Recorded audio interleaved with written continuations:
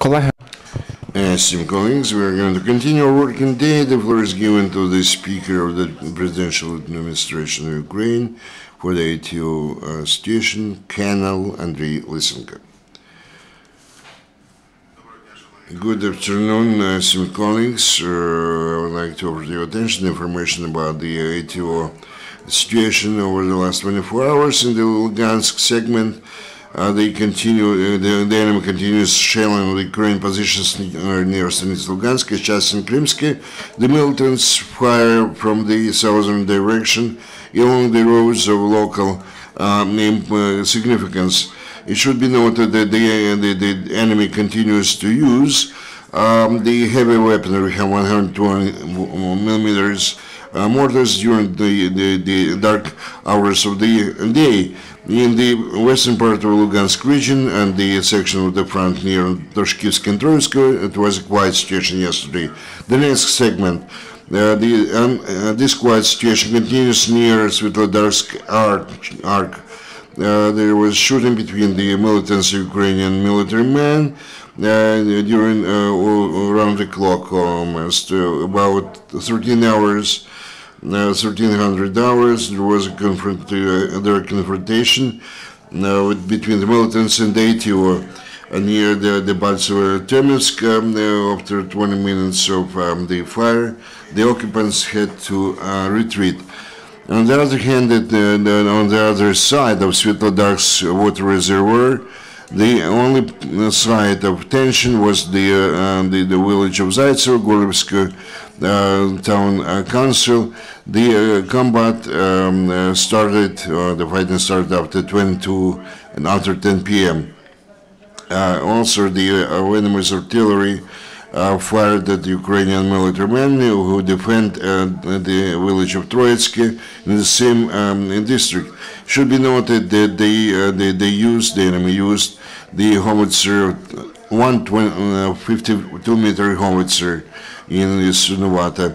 The western suburbs of the Donetsk situation also is aggravating.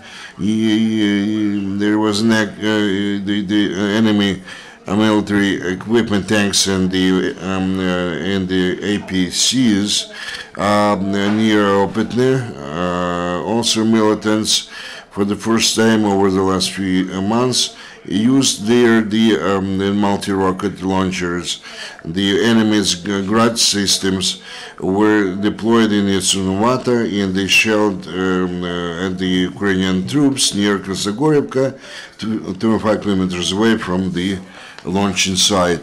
Also, the enemy 3 times used the heavy weaponry and shelled the Ukrainian checkpoints near Neberezovo and the exit from Donetsk towards Mariupol. The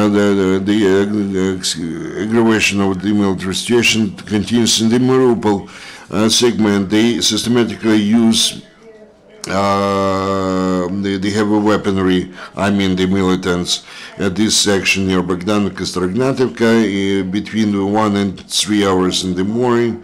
The enemies 4 times used the multi-rocket launchers and such powerful launchers, Uragan. They used 152 howitzer, both during dark hours and light hours of the day. Also, the militants fired at the ATO forces who defend the left bank of Kalmius River in Chermalik. Yesterday, over the ATO zone, we registered 12 flights of the enemy's UAVs. One more drone crossed the administrative border between the occupied Crimea and the Khersonsk region near Chengar. Over the last 24 hours, as a result of the fightings, we lost 1 our fighter and 3 more were wounded.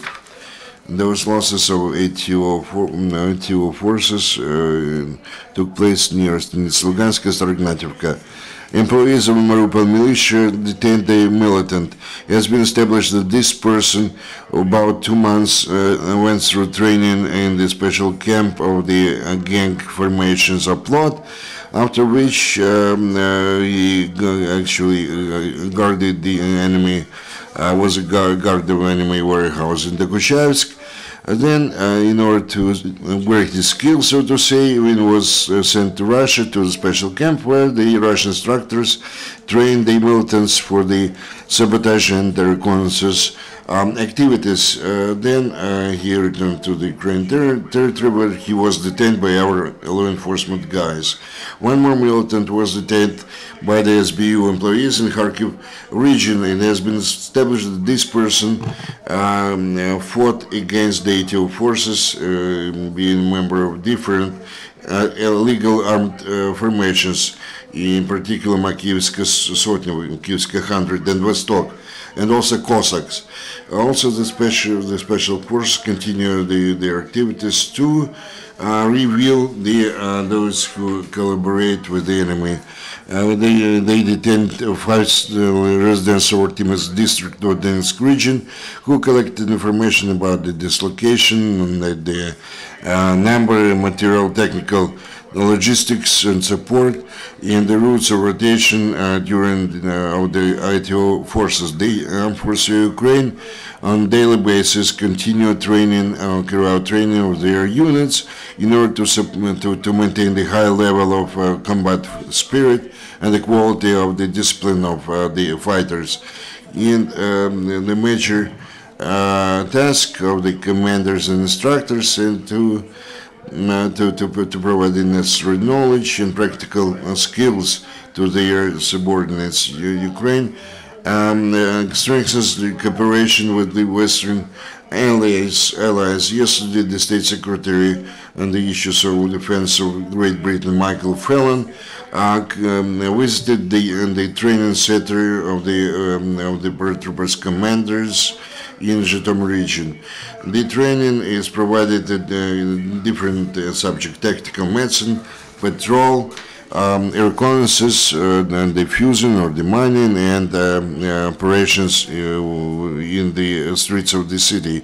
The curriculum makes provision for the training of 2,000 Ukrainian military instructors. Ukrainian diaspora supports its historical motherland. Second time during the year, the Dnipropetrovsk Military Hospital received the modern equipment from the United States, from the ordinary American citizens.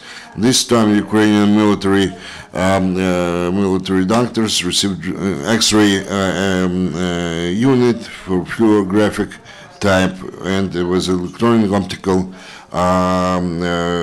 equipment. This exhausts the information. There are no questions. Thank you very much, Colonel. Our work